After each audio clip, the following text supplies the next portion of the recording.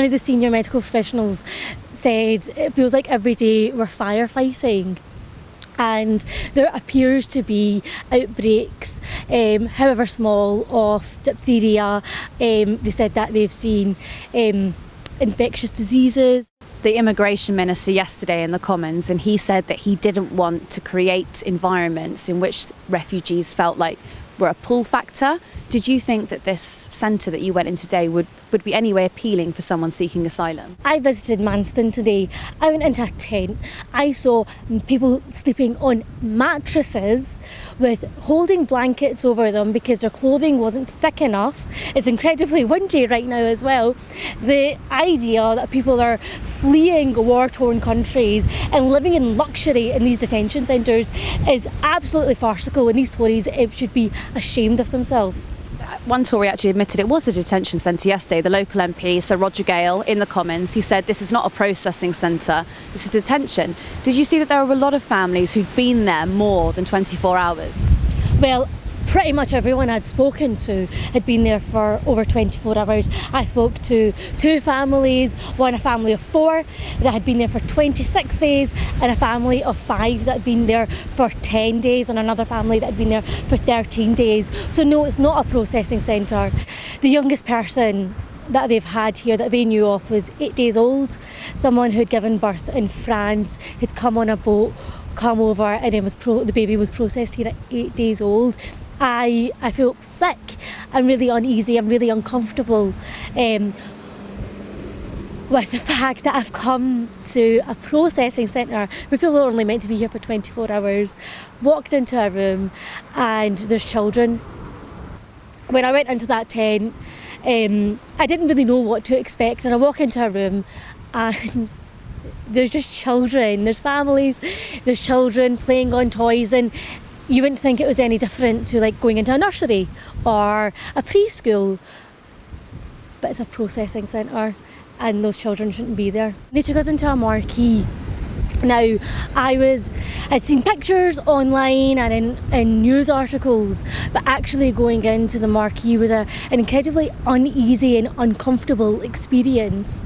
We went into essentially a tent with sanitary bit at the side, but what all there was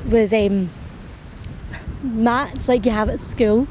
So you had gym mats, blankets, chairs, toys, and at least 50 to 60 people in that one tent, and I understand that tent has capacity for up to 100 people. I was speaking to a Kurdish family that had been there for 10 days. So of course Manston is meant to be a short-term processing site for only 24 hours. And yet this Kurdish family of 5 were telling me that they've been there for 10 days. And the kids were saying that essentially all they want to do is be able to learn and be in an environment that's not as uneasy, as uncomfortable as that. So when you're going in the tents, you've got families sharing facilities. They're not blocked off or anything like that. So as I understand and what I've seen today is that there's different types of facilities. So there's some facilities where families are in rooms, but there's some facilities that are essentially a tent. And it's one open tent that's not blocked off at all, and there's numerous families there. So the kids on one hand have an opportunity to play with one another, but on the other hand there seems to be little to no privacy. So you've got multiple men and women who aren't related in the same living quarters. Yeah, so there's multiple families in one area, and then who are using communal showers and toiletry facilities. We've heard that there was scabies, a possible outbreak of diphtheria inside there. Did you see anything like that?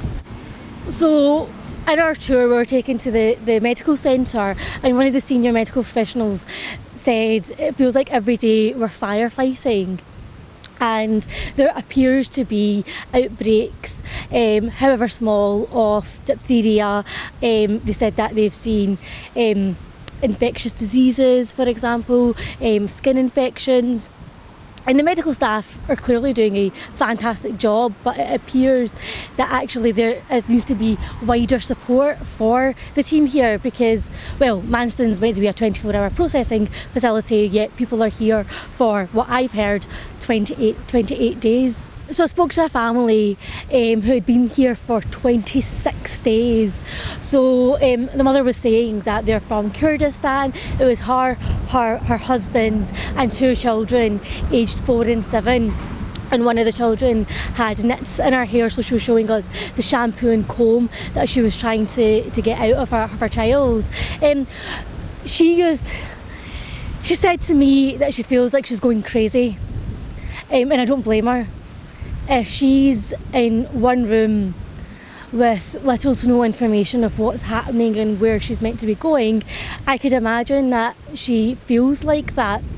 One of the things that I found really challenging to deal with and really harrowing was the fact that there seems to be a lack of legal advice.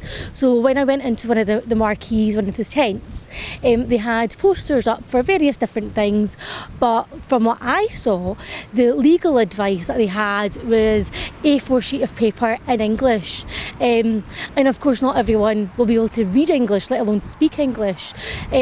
So there seems to be that a disjoint of understanding of what is available to people, and if they are not unable to access legal advice, I can't really see where the Home Office stand. Do they understand why they're in there? They do understand why they're in there. I think people understand why they're in there. I think they find the process unfair, and I don't blame them.